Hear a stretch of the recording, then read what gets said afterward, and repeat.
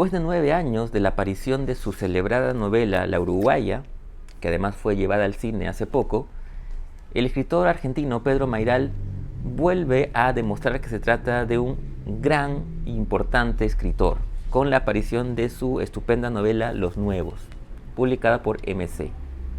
Pero en esos 9 años, Pedro ha seguido haciendo cosas y ha publicado varios libros, como por ejemplo el conjunto de relatos Breves Amores, que además incluye su primer libro de cuentos, o el libro Esta historia ya no está disponible, que reúne una serie de textos de no ficción, artículos, crónicas. Pero además ha estado escribiendo poesía y teniendo incursiones musicales. Pero hoy les quiero hablar sobre Los Nuevos, una estupenda novela, como les dije, sobre tres personajes, Tiago, Bruno y Pilar, tres jóvenes que salen de la adolescencia, tres jóvenes solitarios, heridos, de hogares fracturados. Una realmente entrañable novela que yo recomiendo y justamente sobre la que conversé con Pedro, quien desde hace varios años reside en Uruguay, y conversé con él vía Zoom y quiero compartir con ustedes dicha conversación. Pero antes quiero recordarles que nos pueden seguir en Instagram buscándonos como Letra Capital Oficial. Y si quieren ver esta y otras entrevistas, las pueden buscar en mi canal de YouTube buscándome como Carlos M. Sotomayor.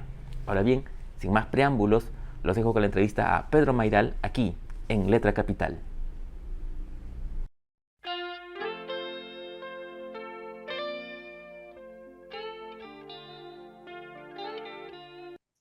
Hola Pedro, ¿cómo estás? Primero que nada, gracias por tu tiempo y por este momento para hablar de tu nueva y más reciente novela, Los Nuevos, publicada bajo el sello MC.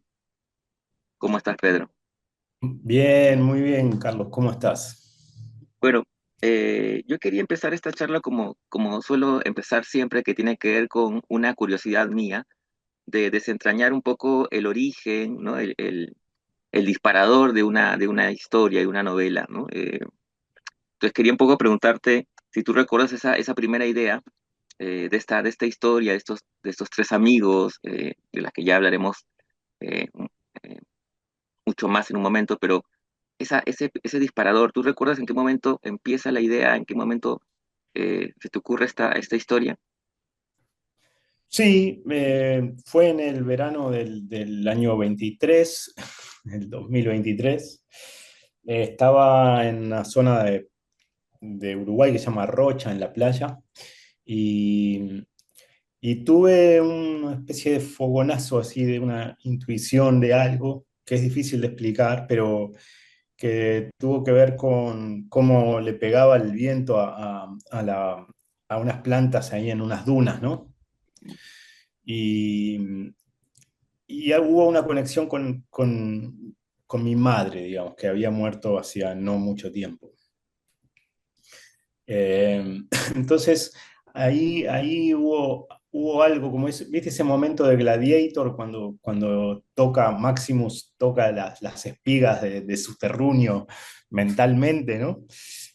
Hubo algo así, una conexión extraña, con una sensación de casi climática maternal, ¿no? Eh, Era como, me hace acordar una línea de Biel Temperley que dice, mi madre es la risa, la claridad, el verano, creo que dice, lo dice así, ¿no? Mi madre es el verano, ¿no? Entonces sentí una presencia muy fuerte y, y apareció ahí la voz de alguien de un chico que no quiere contar algo. Esa es la voz de Tiago, es un narrador al revés. Es alguien, el narrador suele ser alguien que quiere contar algo. Bueno, esto era un narrador que no quiere contar algo. Esa fue la chispa primera. Y me acuerdo de haber escrito en mis cuadernos, haber escrito, no lo voy a escribir, puse, la novela inexistente. Eso me llamó la atención. O sea, ¿qué será eso, no? No lo voy a escribir. Era toda una intuición de un libro que yo dije no lo voy a escribir, no se puede escribir. Había tenido una negación muy grande con la escritura en ese momento. Entonces salió este narrador que es alguien que no quiere contar algo. Ujú, claro. Eh, la, la novela gira en torno a tres personajes. Es una novela que, eh, digamos, de tres amigos, ¿no? Yo leía la novela y, claro, pensaba en iban a hablar sobre la amistad, sobre esta conexión que hay entre Tiago, Bruno y Pilar, eh, que en un momento, no voy a hacer spoiler, por supuesto, pero que en un momento se van por caminos diferentes, ¿no? Geográficamente también. Eh, pero que están, digamos, la novela gira en torno a un momento específico de sus vidas, que es esta especie de salida de la adolescencia, ¿no?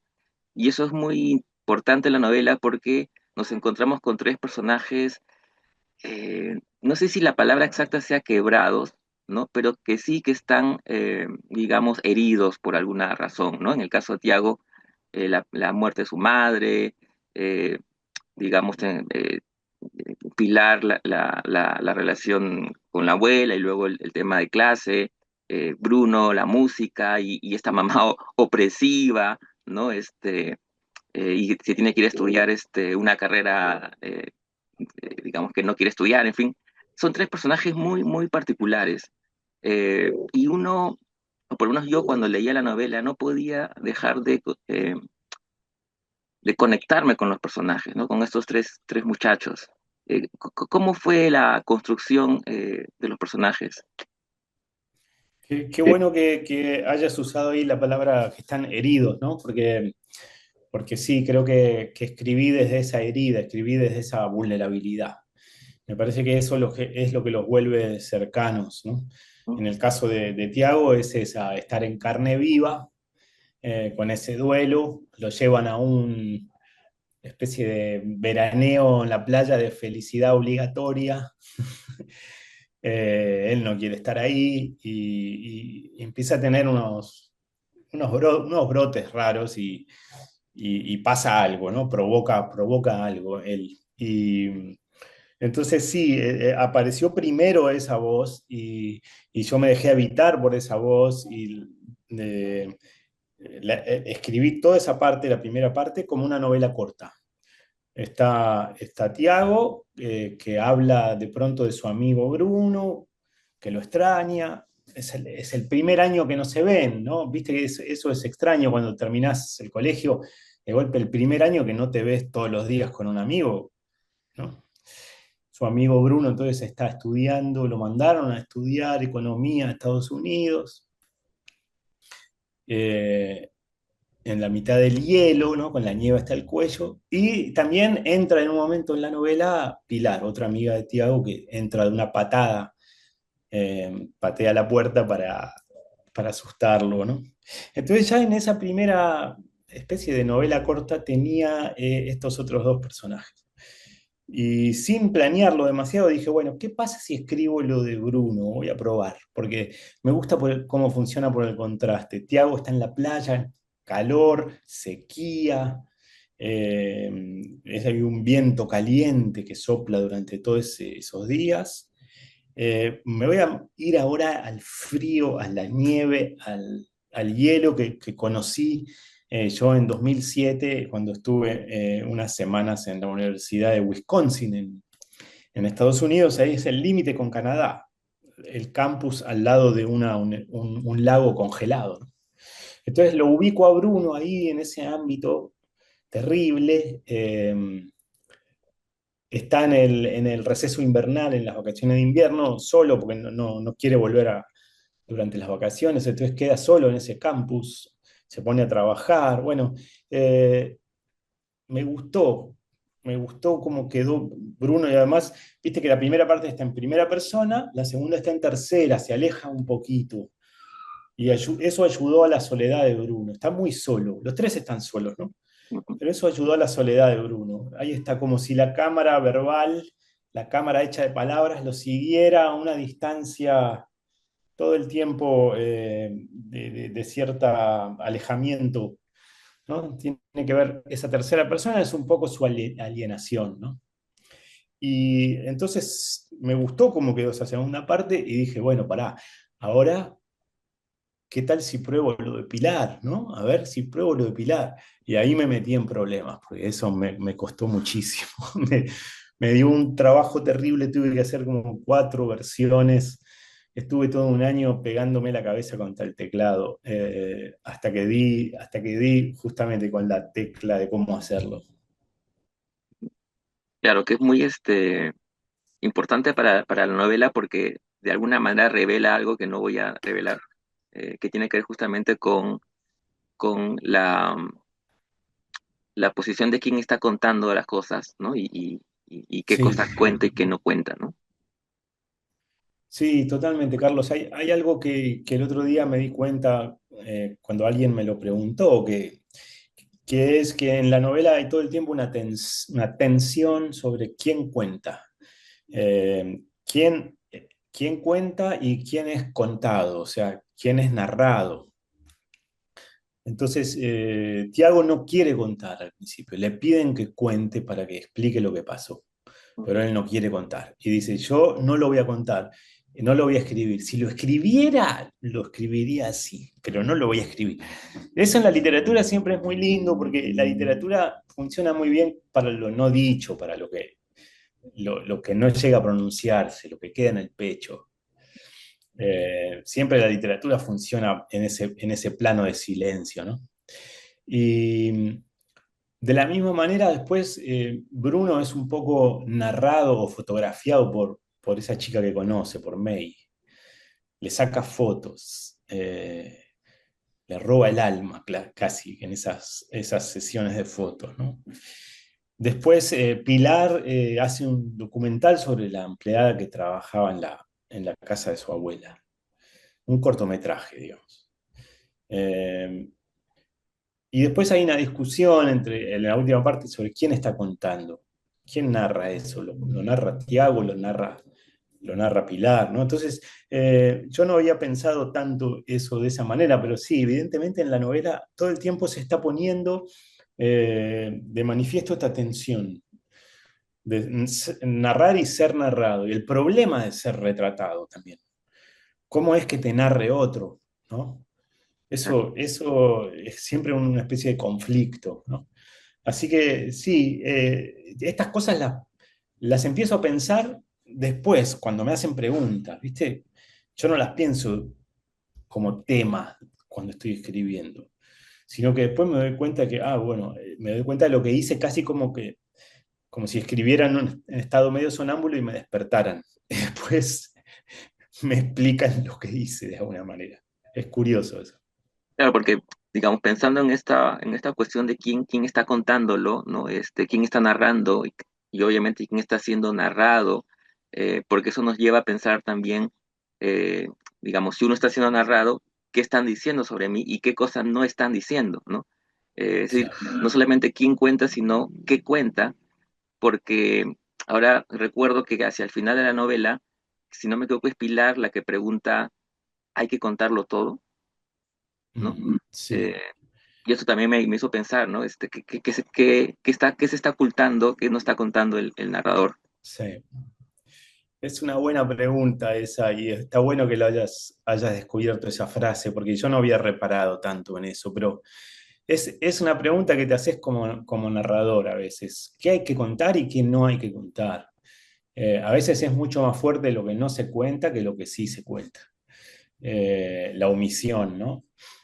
Yo cuando estaba haciendo El Gran Surubí, que es una novela que escribí en sonetos, fue una gran liberación porque en el soneto entra muy poquito, son 14 líneas así de versos en decasílabos, es mínimo lo que entra. Eran 10 sonetos por capítulo y son 6 capítulos, o sea que son 60 sonetos, y lo que entraba ahí, y todo lo demás quedaba fuera. Eso me liberó mucho porque me liberó de hacer digamos, el desarrollo psicológico de un personaje, etcétera. En ese momento no lo quería hacer. Entonces, bueno, ¿qué queda fuera cuando uno escribe, ¿no? Acá en los nuevos da la sensación de que puede entrar todo, porque es de esas novelas en las que son muy inmersivas, ¿no? Son 300 páginas, no sé, 400 páginas, ¿no? Quedó la versión editada, ¿no? Eh, pero de todas formas quedan cosas afuera. Haces recortes. Hay cosas que no se cuentan. Y eso es, creo, el lugar donde entra el lector. El lector completa los vacíos. O sea, vos mostrás una parte y hay otra cosa que se siente por detrás, ¿no? Eh, y creo que el lector completa esa intuición de lo que falta. A mí me interesa mucho dejarle la silla vacía al lector para que se siente y complete. No, no me gusta completarle todas las cosas, ¿no? Entonces, por eso esa pregunta de Pilar, ¿hay que contarlo todo? Y no, si no querés, no. Entonces, Claro. porque es el lector el que va a completar lo que falta. Claro, porque digamos lo interesante es justamente que un lector no sea un lector pasivo, sino que un lector más bien activo, que de alguna manera complete, como tú dices, ¿no? Lo que el Ujú. autor propone. Sí, totalmente, claro. Esa figura la había usado Cortázar en algún momento en los 60, ¿no? Eh, y, y creo firmemente en eso. Yo que me gusta mucho la poesía y intuyo que a vos también, porque lo tenés ahí atrás al gran César Vallejo. Eh, Creo que la poesía es donde más se da, es el género que más confía en el lector, que más lo hace trabajar al lector, ¿no? Es decir, la poesía es una sugerencia de casi eh, de una emoción o una experiencia, una chispa de vida, y es el lector el que con eso, con esa pequeña chispa, hace su propio fuego emocional y le da cuerpo a esa sugerencia que es un poema, ¿no? Pero no está explicado en el poema lo que tenés que sentir, lo que te tiene que pasar, ¿no? Muchas veces es un breve recorte verbal. Y entonces la poesía confía mucho en que el lector va a reponer el sentido. Y a partir de eso hay círculos concéntricos en que eso se puede trasladar un poco a la narrativa. Me parece que hay algo siempre interesante porque en ese trabajo doble, ¿no? De uno escribe, sugiere y es el lector el que lee, completa y completa el juego del libro y lo hace existir. El libro no existe hasta que el lector no aporta su cerebro para que los personajes paseen por sus neuronas, ¿no? Eso es de las cosas más gratificantes de este momento en el que después de haber estado solo trabajando 2 años en un libro, veo que los personajes empiezan a existir en la cabeza de la gente que lee. Porque es ahí donde empieza a existir el libro, ¿no? Claro. Y también pensaba cuando leía la novela, y es una de las razones por las que me encantó la novela, también es porque está la idea del escritor en el sentido de la fascinación de la escritura, ¿no? No en el sentido profesional, ¿no? En Tiago, ¿no? Tiago, eh, de hecho nos enteramos, no estoy haciendo mucho spoiler, pero nos enteramos que que le gusta escribir. De hecho, ganó un concurso y un cuento suyo está en internet, ¿no? Eso se lo cuenta la especie de psicóloga que lo está viendo en este lugar donde lo han internado luego del suceso, el gran suceso o el terrible suceso que ocurrió este, en este lugar de veraneo. Eh, pero también sus amigos hablan de él justamente por esa cualidad, digamos, ¿no? Me parece, no sé si creo que es Bruno, que en un momento hablando de él, con otra persona, habla justamente, sí, él es el que escribe, pero no quiere escribir, alguna cosa así, ¿no? También hay no sé si es consciente proponer una reflexión en torno a la escritura por ese lado, ¿no? Sí, claro, estoy un poco escindido en tres ahí en esos personajes. De esto también me di cuenta después, ¿no? Tiago es el que tiene la palabra, ese es su superpoder. Bruno tiene la música, ¿no? Y Pilar tiene el cine, digamos, ¿no? Tiene ese deseo de hacer películas, de hacer cortometrajes, ¿no? Esa mirada cinematográfica. Y claro, sí, ahí está en Tiago esa fuerza, esa es su fuerza, la palabra, ¿no? Por más de que no quiera ejercerla. Está buenísimo haber empezado para mí el personaje desde ahí. No quiere ejercer esa fuerza de la palabra, la tiene. Y como vos bien decís, Bruno sabe que, dice, un día se va a poner a escribir, pero todavía no, ¿no? Eh, Pilar lo burla un poquito, ¿no? Cuando hace alguna reflexión demasiado sesuda, le dice, ahora te pusiste en escritorcito porque quisiste evitar tal tema y te pones a hacerte el ensayista, ¿no? Entonces, sí, hay algo con Tiago y la palabra que me gusta mucho y es curioso porque hoy estaba a la mañana pensando que lo único que escribe Tiago en la primera parte, ¿no? Lo único que escribe es un insulto terrible a alguien en una piedra, una pintada, así un graffiti. Eso es lo único que escribe.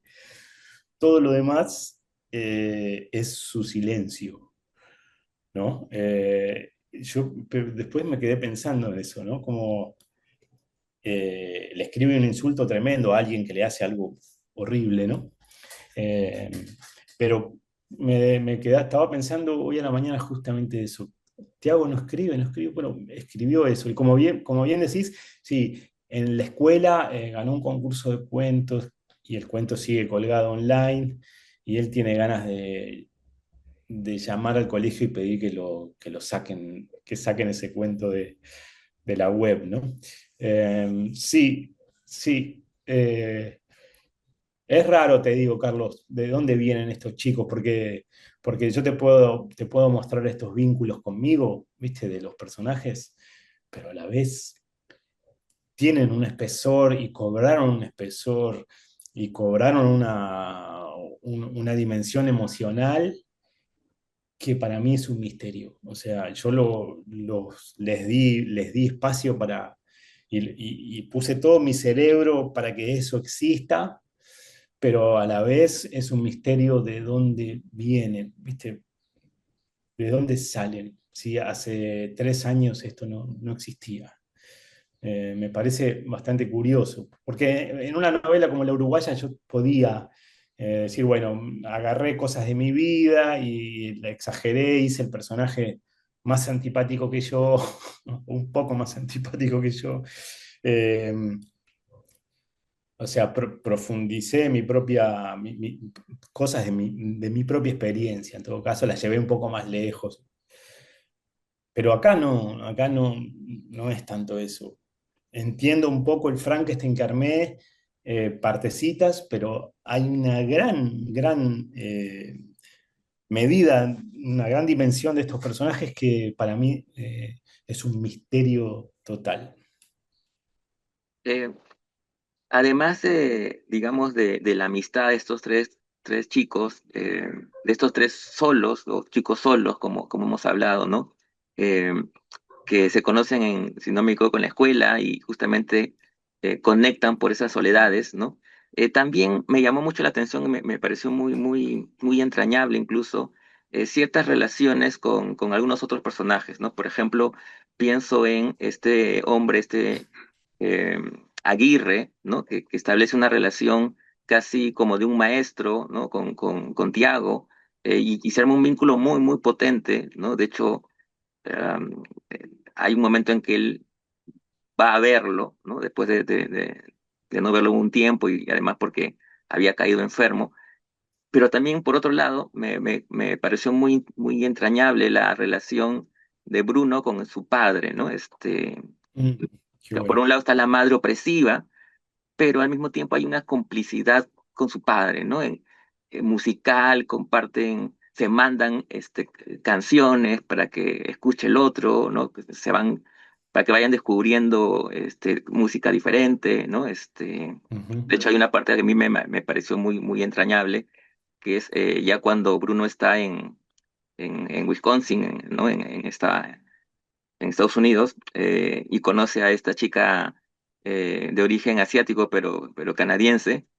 eh, Le dice si quiere escuchar con él una canción que le ha mandado su padre, ¿no? Sí, Me pareció muy simbólico porque es claro, es la conexión con el papá y al mismo tiempo quiere hacer partícipe a esta chica que le ha agarrado mucho, mucho cariño, ¿no? sí.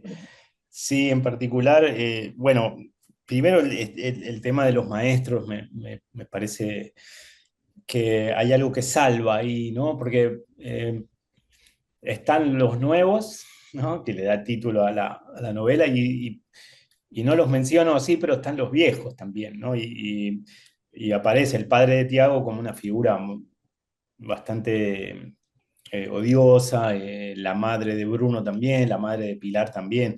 Aparecen un poco como aparecían los padres en Tom y Jerry, que aparecen de la rodilla para abajo, ¿no? Medio difuminados, borrosos, ¿no?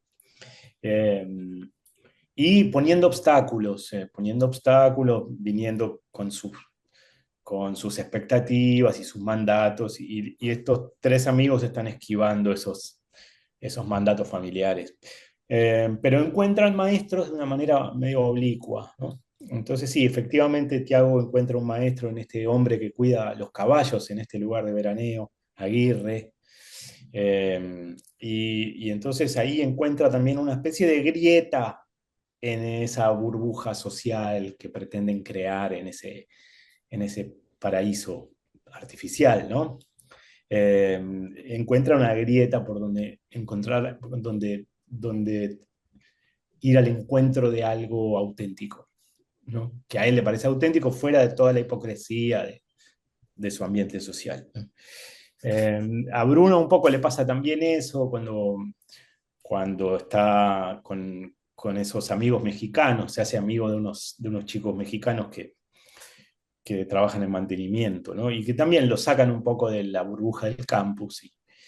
Y podríamos decir que a Pilar le pasa también un poco eso, con su abuela, que le enseña a manejar, Y eh, con Rosa también, ¿no? Porque Rosa de alguna forma también es una figura así muy fuerte y que sin duda la saca de ese ambiente.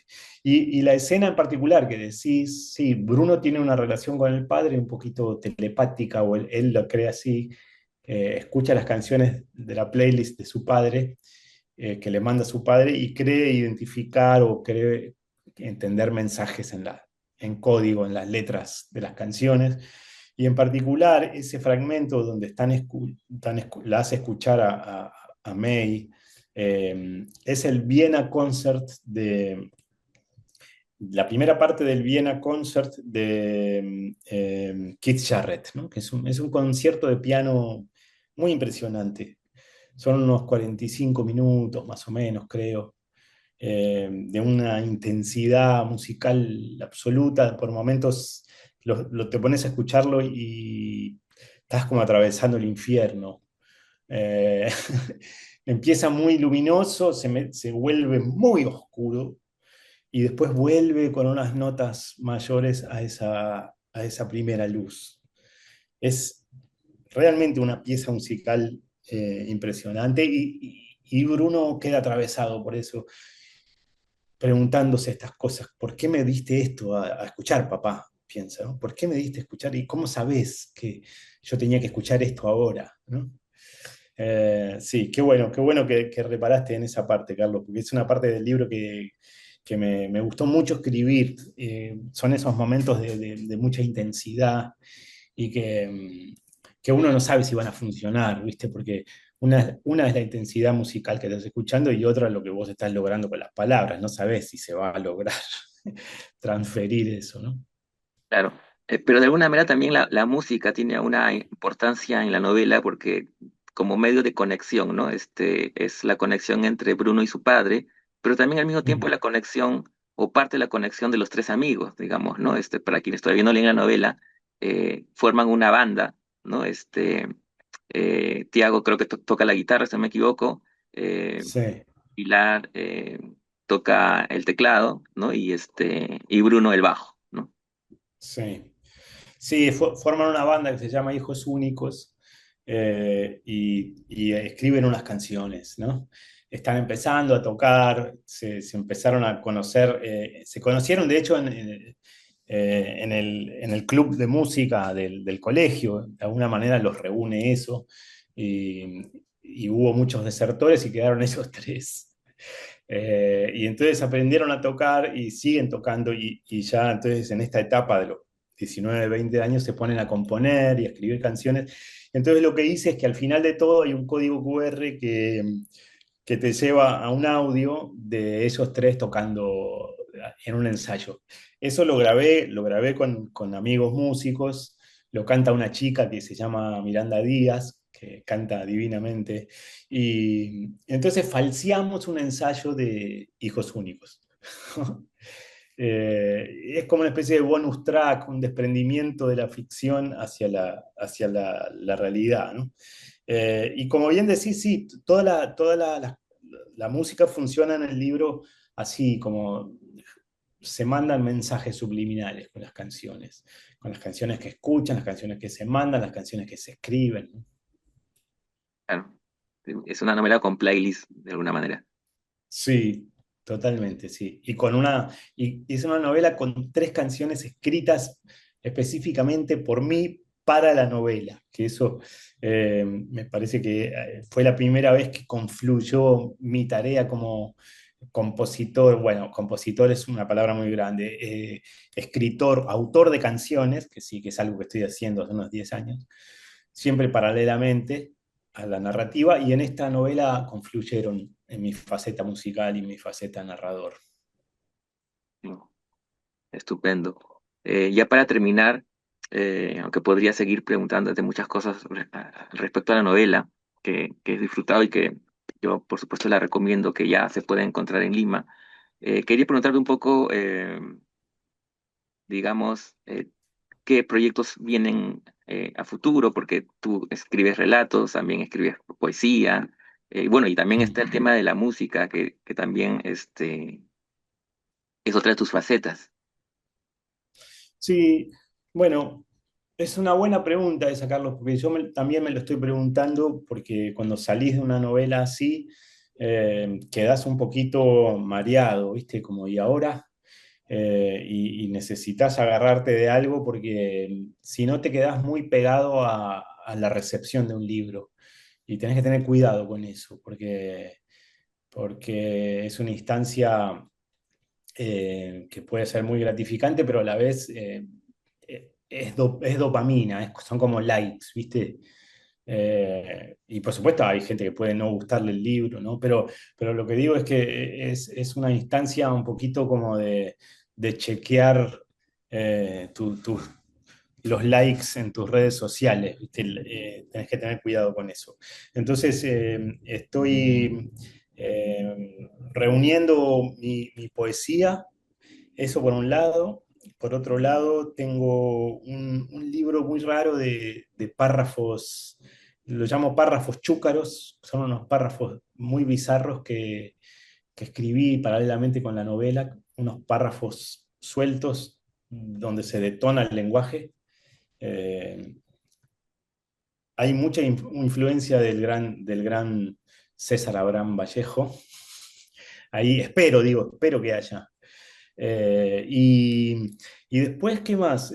Sí, tengo canciones en carpeta y me gustaría grabar y todo, pero la música me da mucho trabajo porque un trabajo distinto, porque tenés que ir a estudios a grabar y juntarte con músicos y esa soledad tan linda de la literatura, que es muy autosuficiente, no es tal en la música. En la música necesitas trabajo en equipo. Y esa es la parte con la que me tengo que revincular de alguna manera. Mi socio musical, Rafa Otegui, con quien grabamos un disco que se llama La Vidita y tenemos ese dúo que se llama Pensé que era viernes, está en Buenos Aires y yo estoy en Montevideo, entonces la música necesita presencialidad. Así que, bueno, en cuanto vaya para allá, me gustaría ir un tiempo y juntarnos y poder grabar un poco y asentar un poco ideas que están un poco en el aire. Estupendo. Muchas gracias, Pedro. Siempre es un placer conversar contigo y amigos, la novela ya se puede encontrar en Lima. Muchas gracias nuevamente. Gracias, Carlos. Ojalá les guste la novela en Perú, en Lima. Un placer total hablar con vos, como siempre.